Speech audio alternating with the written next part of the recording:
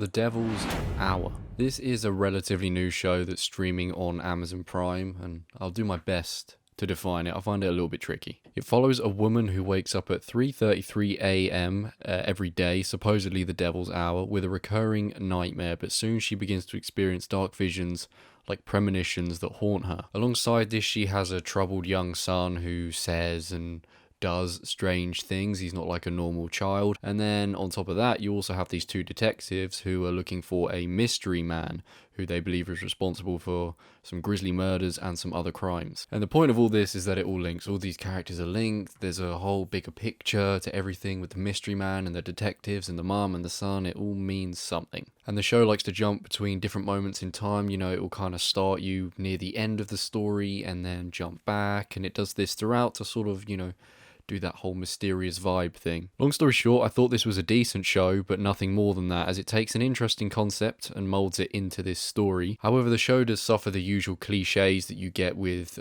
a show that's relying on intrigue and mystery.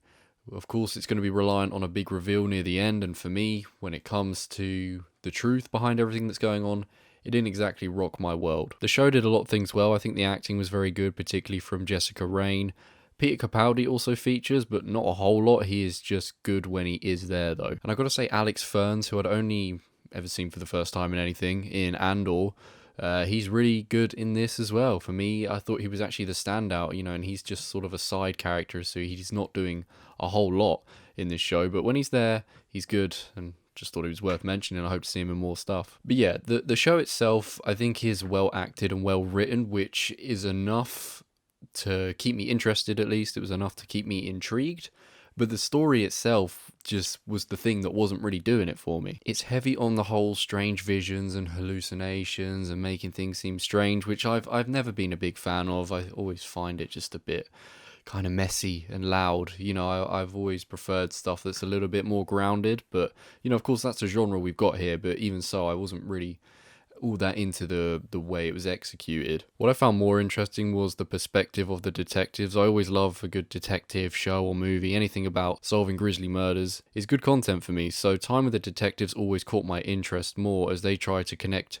new and old cases to find this mystery man. The side of things with the mother and her son just never had me that interested. Of course, I know they're experiencing strange things and seeing strange things and odd things are happening to them, but I just never found it that interesting. To me, it felt like that was like a side plot, even though that's the main thing. I was always more interested in the real stuff that was going on rather than what these two characters were, envisioning. Obviously, as the show goes on, you see how it all links, what it all starts to mean, and of course, no spoilers, it's quite an interesting idea that they had behind it all, even if it is using familiar ideas and themes. It's not like a completely fresh idea, but it's more they were pulling things from other things we've seen in other films and TV shows, like premonitions and visions and, trying to change things in the future and the past. But I did fear pretty much from the start that this show would do a certain thing because it's a mystery crime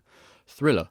And it did the thing that I feared. By the 5th episode, we didn't have any real answer to what was going on and the significance of all these characters. So that, of course, leaves it for the 6th and final episode to tell us everything in that episode, everything that's going on. And that basically involves Capaldi offloading a shit ton of information in an interview room, explaining everything that's just happened in the last 5 episodes, making sense of it all. And I hate that. I hate when a show does that, because it means all the build-up that you've seen in the past 5 episodes, it's going to make or break it based on what you're told in this final episode. Is it going to live up to the hype? What this character tells us, that's kind of going to define the whole show. 5 episodes of intrigue and build-up, and then ending with an episode of verbal diarrhea is not what I wanted. I've seen it before, and I find it cliche, and I just find it not very imaginative. And 99 times out of 100, I don't think it ever lives up to the hype, and again, that was the case here.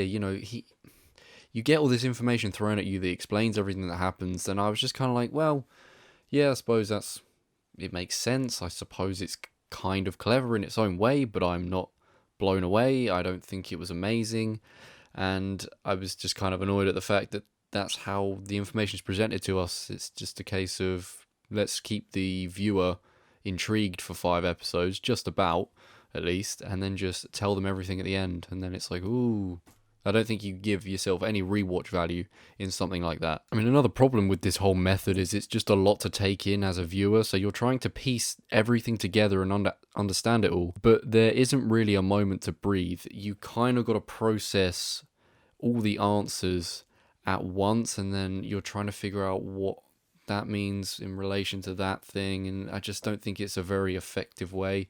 I don't think it builds things up very well. It's just like being given all the answers at the end. So me, I didn't really get a full grasp on everything that happened here. I think I understand the main gist. I think I could kind of safely explain an ending to someone if we were discussing it. I think I'd say, oh, it was actually this, but you know, maybe I didn't get every minor detail, and there's probably a few things I didn't quite get the gist of, but overall I understand. But regardless, like I said, I just don't really like this formula for a show, because then it's reliant on that last episode making the previous episodes worthwhile.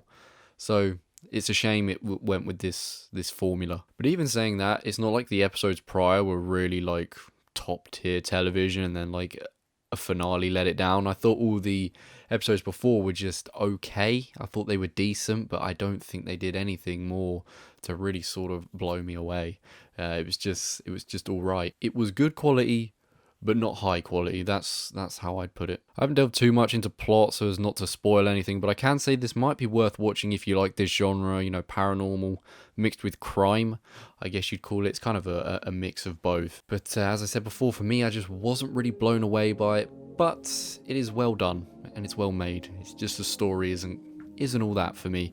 So I would give The Devil's Hour a 7 out of 10. And in terms of the rewatchability rating, as you can probably guess, I would never rewatch this. If you've seen The Devil's Hour, let me know what you think about it. Thank you for watching, and I'll see you in the next one. Bye bye.